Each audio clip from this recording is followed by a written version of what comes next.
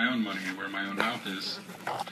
I tried to find pieces as far back as I could so that I could find something somewhat similar to the age that these guys were, but I couldn't. So I went as far back as I was able to do. This is a piece called Something About the Clouds. There's something about the clouds that remind me of a time I bet you think I've forgotten.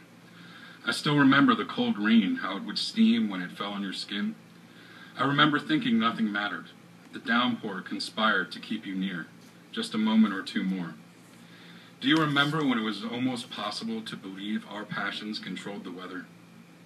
The cold brought you into my arms, the rain kept us entwined.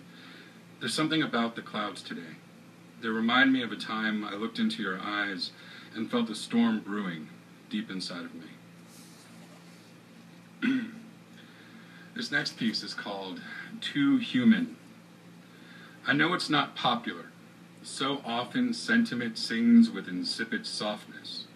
Men are to be hard, or were. Claw marks on my skin. The cat fell asleep on my foot again. I moved without asking her permission. Yet as I see the crumbling scabs, I wouldn't trade her slumber on me for the world. It is needed contact. In the silence between inhale and exhale, the yearning yells from places we keep stuff secretly down. We categorically deny the essentially empirical human need for contact. In the eternity between in and out, there is no hiding place, no safe sanctuary, no denying humanity. Thank you.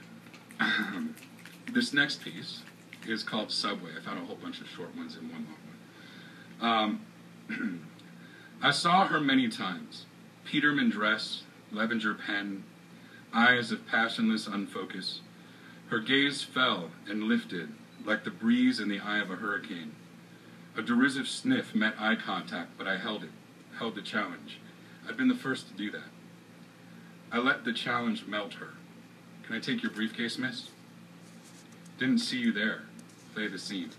You're a rascal. You cut your hair. I figured you'd hate it. It looks nice. Suspicion transitioning into a smile, a cradle that rocked her lips, one side gently arcing to the other, the gaze I longed for as only I saw it, as love stole it forth from her. So like the stolen kiss which years before had bound us, and now together, into the bleak city morning and out of the earth. Anyone here familiar with New York City? Okay, this is a piece called Bowery, if any of you have ever walked up Bowery in the middle of the winter. Amidst the mole path of the city I walk, never been so cold. A friend from the Northwest smiles like a tropical breeze. Christ, aren't you cold? I was raised in Alaska, man. I am Eskimo. I was raised in Miami, man. I am freezing. The faded cheesecloth-colored carriage approaches. It navigates the skyscraper rabbit warren like a two-headed miner. My watch beeps twice. Halfway till morning. The seat is cold, but the warm breath of the vent trumps the acrid stench. Moldy cigarettes and Arabic tunes. I look at the moon. 1:15 midnight.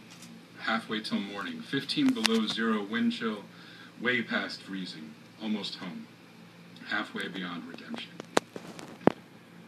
And this is the last piece. It's a little bit longer. And it's called Ascension. We tried to rise up.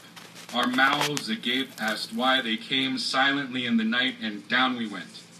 Anger and shame subverted by our doubt and fear. We put up no struggle.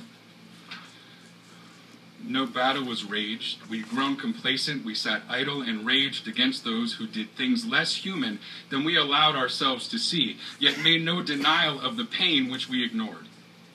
We took our pride from falsehoods, from illusions of enlightenment, and our superior compassion which we allowed to do nothing. Pseudo-news on the radio, squawking forth the day's events. See how our leaders squabble again. They posture and preen, chirping meaningless chirps. They wear the infantile baby bumper buffer of partisanship. to trump even the pretense of humanity, like so many plastic rubber mushrooms in the pinball machine of blind politicking. They bicker and tantrum, spoiled children attempting to grab the brass ring but leaving no leg on the hobby horse. No way to avoid falling off. No one told them to rise up. No one inspired them to rise above. Our right-wing neo-patriots of moral order, our steadfast self-proclaimed protectors of Christian faith, and our foundationally secular land, our unsolicited Templars of moral and ethical order of hypocrisy, turn the other cheek right away from those who needed us. It's not our fight, they said, but they need us. Why risk our own necks, they said. We don't need history. The past should stay in the past. Blood, flowing through the trenches, cleansing an ethnicity recognized only by murderers. Blood, the soap of a jaded and bitter madman, flows like veins into the valley, leaving the pure and gleaming tabernacle of squeaky clean butcher boys. They prattle on about their right. It's their country. But what of the right to live? What of the murdered? What of the tortured? What of the raped? Was it not their country too? A psychopath sees all as his. Right has nothing to do with it. When he claims our land as his right and country, regardless of our denial, what then? We traded our right to speak for a sycophantic illusion of safety. Tanks. Roll over the blind eyes of leaders with no followers. Blind eyes plucked from sockets, the final embrace of long displayed hubris. To see the truth is to own the horror. We tried to rise up. Our mouths agape asked why they came, silently in the night, and we did nothing. Anger and shame subverted by doubt and fear. We missed our chance to save ourselves. Ascension was refused.